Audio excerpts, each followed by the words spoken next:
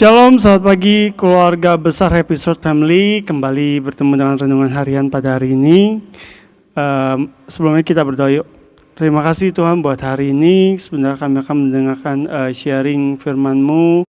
Biarlah ini menjadi rema yang baru dalam hidup kami. Terima kasih. Dalam nama Tuhan Yesus kami mengucap syukur. Amin. Pagi hari ini firman Tuhan yang saya mau bagikan adalah waktu khotbah Pak Gembala hari Minggu itu ada satu statement yang beliau bawakan tentang anak sulung.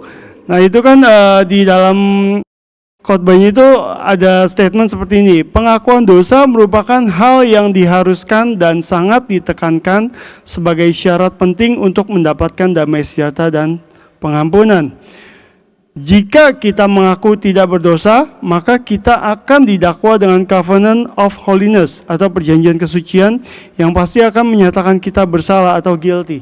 Nah, dari pernyataan seperti ini, saya sempat setuju gitu. Saya setuju dengan pernyataan seperti ini tapi ada hal yang memang harus kita garis bawahi adalah ketika kita mengaku dosa. Ya kan, ada hal yang memang harus kita jalani, ya kan.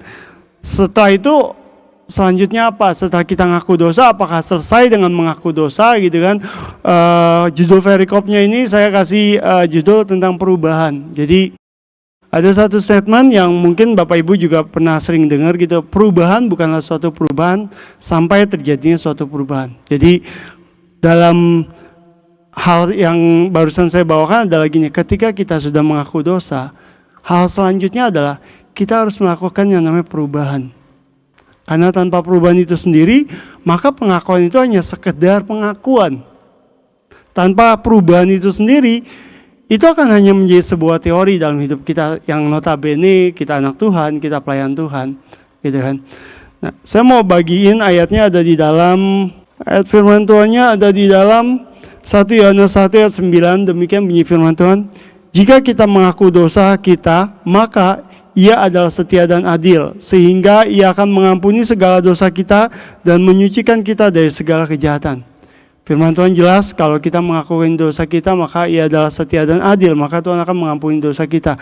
Tapi ada hal yang perlu kita catat juga dan kita reminder bahwa di dalam Roma 12 ayat 2, firman Tuhan bilang gini, janganlah kamu menjadi serupa dengan dunia ini, tetapi berubahlah oleh pembaharuan budimu, sehingga kamu dapat membedakan manakah kehendak Allah, apa yang baik, yang berkenan kepada Allah, dan yang sempurna.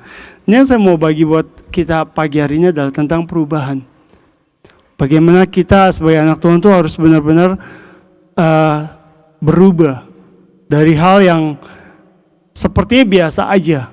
Contoh lah, kayak misalkan dalam aktual hidup ya, kita mungkin let's say kayak berbohong gitu kan. Sepertinya berbohong itu menjadi hal yang lumrah sekarang ini, ya kan.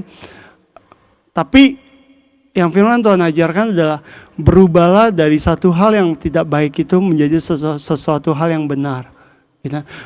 Kalau saya mau bilang ini adalah bukan suatu hal yang mudah ya, tapi ini adalah proses. Perubahan itu adalah proses di mana kita harus menjalaninya dengan serius, dengan tekun, sehingga itu menghasilkan satu perubahan yang benar-benar nyata dalam hidup kita. Terlebih dalam setiap kehidupan kita yang katanya anak Tuhan, yang katanya tuh kita ini pelayan Tuhan, ya kan?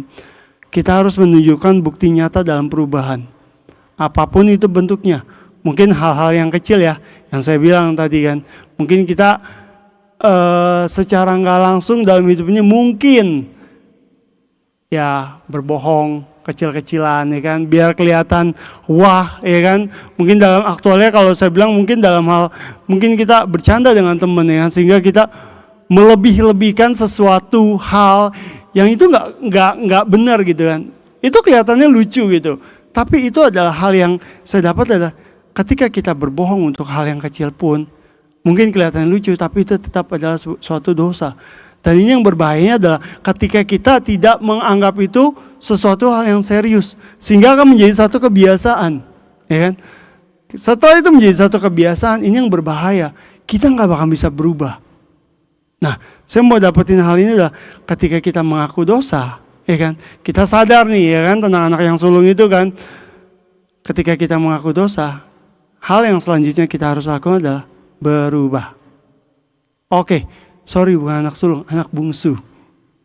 Gitu. Jadi ya biarlah sharing ini saya mau bagiin tentang bagaimana hidup kita harus berubah di setiap harinya, di setiap apapun keadaan kita. Mungkin itu hal-hal yang sepele yang mungkin kita anggap sepele, tapi kita harus berubah ke arah yang lebih baik lagi, biar nama Tuhan yang dimuliakan dalam hidup kita.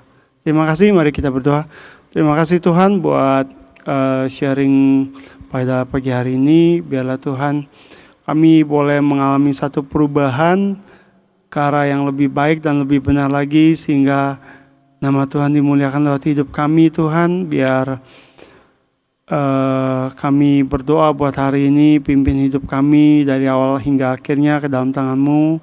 Kami serahkan dalam nama Tuhan Yesus, kami berdoa dan mengucap syukur. Amin. Shalom, selamat pagi, Tuhan Yesus memberkati.